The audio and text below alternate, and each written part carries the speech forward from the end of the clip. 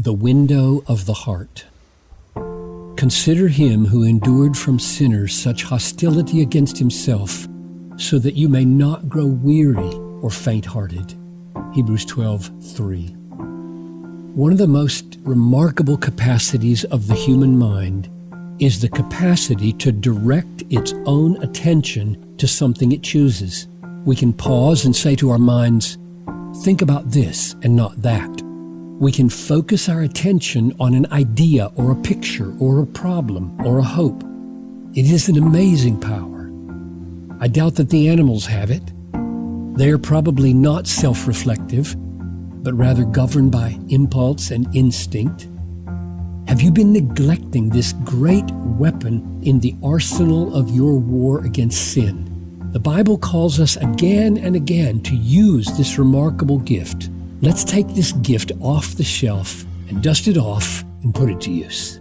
For example, Paul says in Romans 8:5-6, those who are according to the flesh set their minds on the things of the flesh. But those who are according to the Spirit set their minds on the things of the Spirit. For the mind that is set on the flesh is death, but the mind that is set on the Spirit is life and peace. This is stunning. What you set your mind on determines whether the issue is life or death. Many of us have become far too passive in our pursuit of change and wholeness and peace.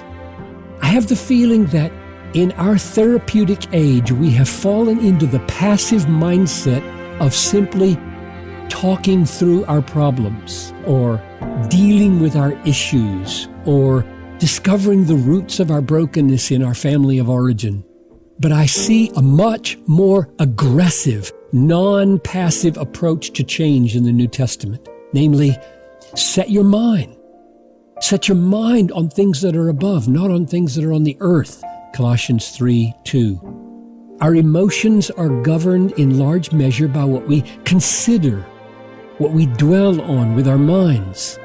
For example, Jesus told us to overcome the emotion of anxiety by what we consider. Consider the ravens. Consider the lilies. Luke 12:24-27. The mind is the window of the heart. If we let our minds constantly dwell on the dark, the heart will feel dark. But if we open the window of our mind to the light, the heart will feel the light. Above all, this great capacity of our minds to focus and consider is meant for considering Jesus. Hebrews 12:3. So let's do this. Consider him who endured from sinners such hostility against himself, so that you may not grow weary or faint-hearted.